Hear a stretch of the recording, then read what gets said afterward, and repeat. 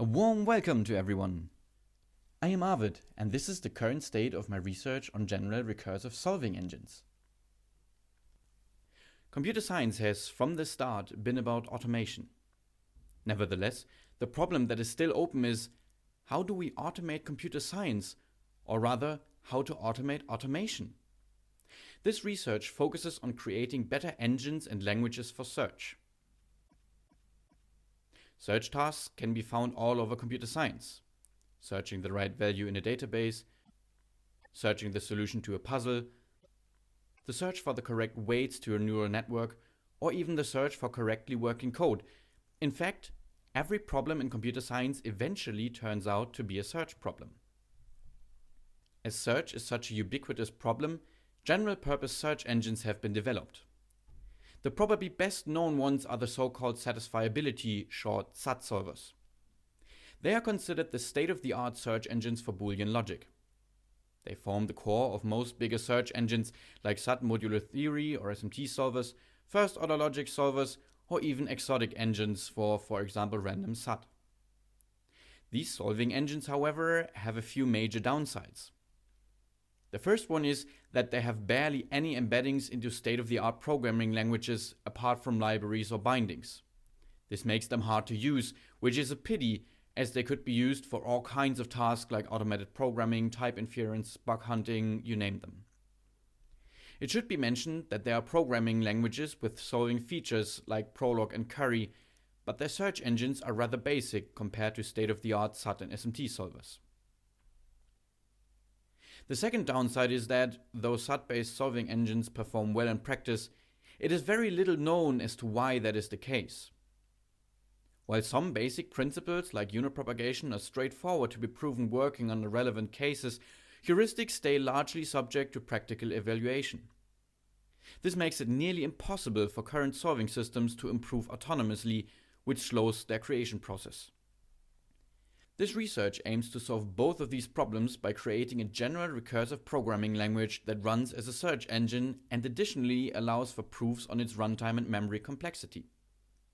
This talk will be about the main concept and the proofs of why creating such a language is possible and useful. The implementation of such a language is still ongoing, so it will not be the focus of this talk. Search and solving are isomorphic tasks, so their names will be used interchangeably. Let's start by looking at why there are such inherent problems of computer science. We will start with a small concrete example of search to then generalize the idea to arbitrary programming languages. Sudoku is a well-known, sometimes hard-to-crack puzzle.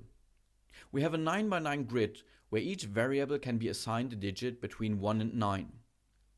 A valid solution is when additionally all rows, all columns, and all disjoint 3x3 squares contain each digit exactly once. A simple brute force algorithm would now test out all combinations of assignments until one represents a solution. Already for a half-assigned grid, this would take millions of years to finish. One part of a smarter solution is easy to visualize. Let's take a smaller grid for a better overview. We fill a 3x3 grid with the digits 1 to 3 such that all rows and all columns have each digit exactly once. The idea of the algorithm is simple. If we can directly see that there is only one possibility for a variable assignment, we assign it. This happens when, for example, both its neighbors are assigned. For an algorithm, each of the constraints now also become objects that we keep track of. These objects observe 3 variables each. They have 2 behaviors for how they become active, but we will only look at the simpler one here. In this case, they get active once they realize that 2 of their variables are assigned. When that happens, they assign the variable and notify all constraints that also observe the variable to check whether they can get active. Those coming from software engineering might feel reminded of the observer pattern. This technique will be named unit propagation, after the similar technique from SAT solving. Now, the only thing that needs checking is if a variable is assigned to 2 conflicting assignments. In that case, there is no solution, as all assignments were without alternative. In general, unit propagation runs until either there are no more units to propagate or there has been a conflict. A conflict arises if and only if a variable is assigned two conflicting values. This unit propagation already solves most easy Sudokus. Go ahead, try it out. It does not solve all of them, as we will see later, but the process is fairly simple to implement or model and does quite well in practice. Now the bigger picture. Why is search such a common problem in computer science? The grid from the riddle is nothing more than memory. The indices to the variables become pointers, the variable assignments the contents. We can agree that all programming languages transform such memory. Therefore, any language needs rules to transform the assignment of one part of the memory into another. For this analogy, we generalize the concept of constraints to just be a tuple of variables or pointers together with a predicate that, based on a partial assignment of the variables, can deduce the assignment of other variables. Imagine this as a function. Some variables are the addresses of the input, others are the addresses of the output, and from the assignment of the inputs we can deduce the assignment of the outputs. We will go further on this analogy later, but let's for now assume this to be a sufficiently expressible programming language transforming memory. This language comes with several upsides. The first one is that the order in which the values are deduced is not fixed. It adjusts to the current state of computation. This is, in fact, quite similar to the laziness principle of functional and logical languages. As you can imagine, it is quite easy to parallelize. Let each constraint be a thread listening to each other via the variables, and the language comes with inherent parallelization. Furthermore, remember the function analogy from earlier? If we look at the constraints as functions, we not only get the propagation of deduced values in one direction, we even get the deductions in a backwards direction. This happens every time a certain finiteness is introduced. Each function, for example, is defined by only finitely many clauses, so if only one clause fits the desired output, unit propagation can deduce the input.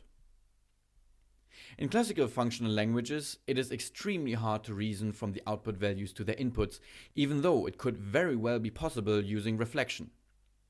One would look into the function's clauses and deduce their reverse.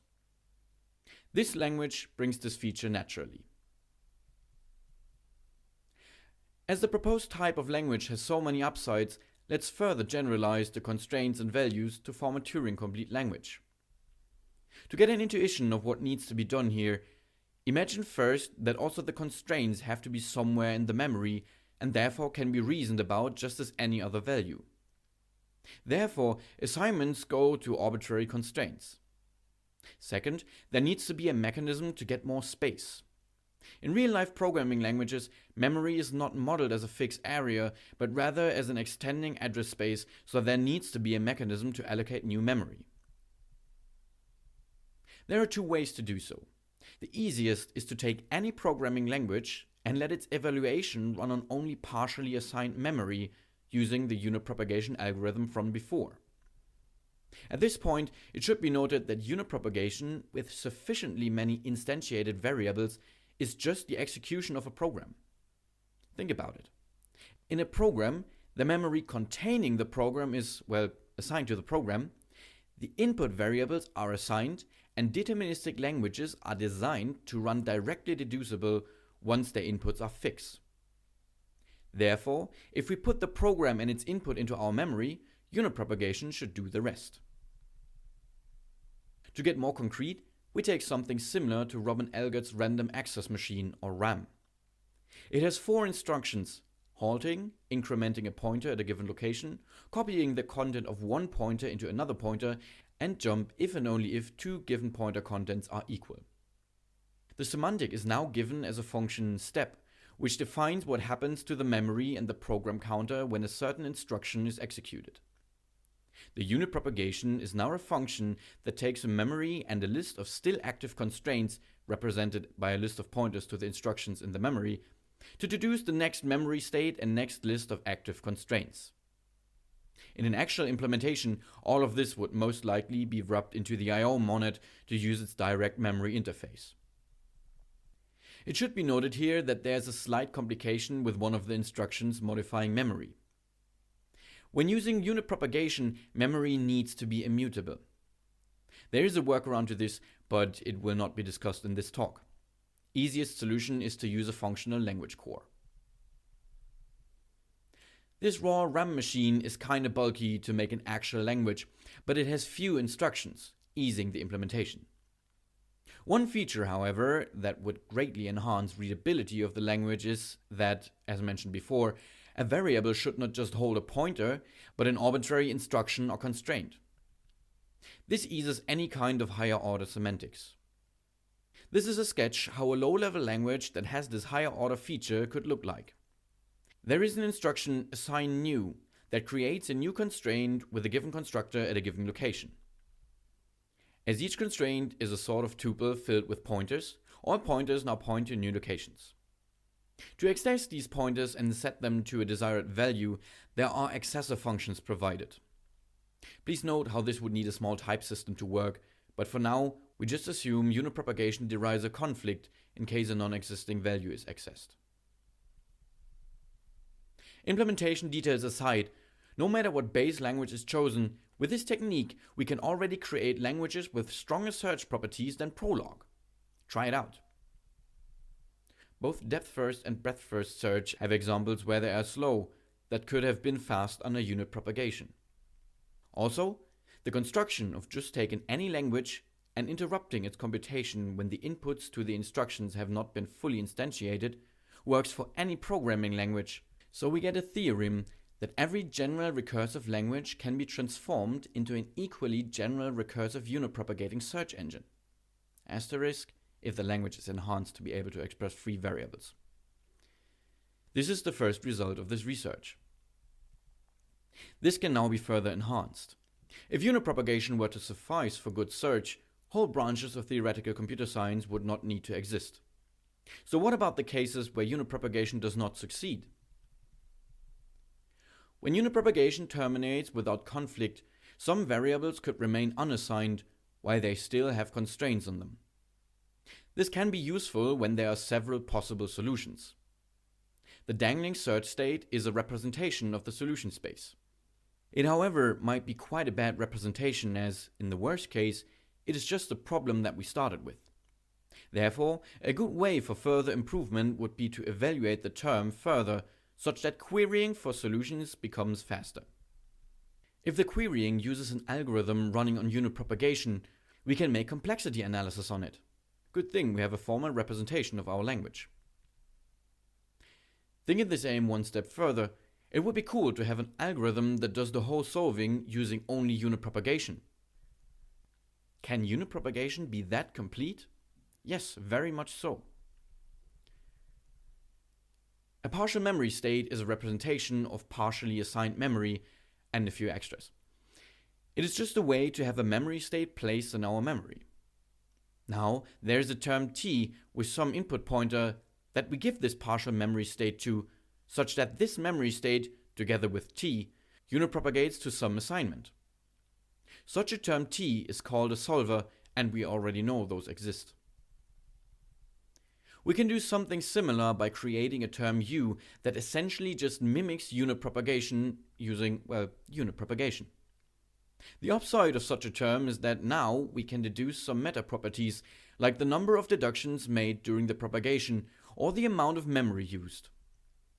This can be used to evaluate our solver. What's furthermore possible, with this simulated unit propagation, we can leave the solver unassigned. What happens now?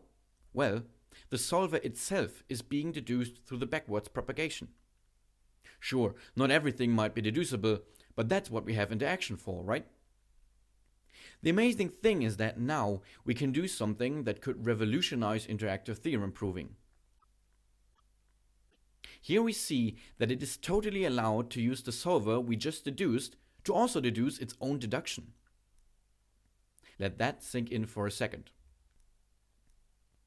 As in the unit propagation we can do circular deductions, the solver that we deduce somewhere can be directly used to further deduce properties about itself. Imagine having an interactive theorem prover that immediately uses any statement on search that you prove to speed up any further search.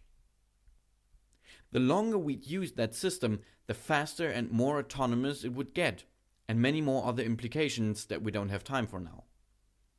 But it is an idea that I hope more computer scientists will hop onto to help me develop further. To summarize the current results, every programming language can be turned into a search engine. Unit propagation is a form of evaluation that comes with many upsides. Using the nature of cyclic deductions, search engines could be automatically created. As of my personal state in implementing the language, one current aim is to create a verified implementation using Agda. So far, a memory interface has been formalized that makes it possible to create the proofs around memory. The long-term aim is to prove the concept works in Agda and then extract a C-like implementation of the language from that proof. And, maybe while doing so, prove the existence of the unit propagation and solving term in the unit propagation language to get the automated solver creation rolling. But most important takeaway, the concept is ready. We just need to build it. This has been Arvid. Thank you for attention, and please ask questions.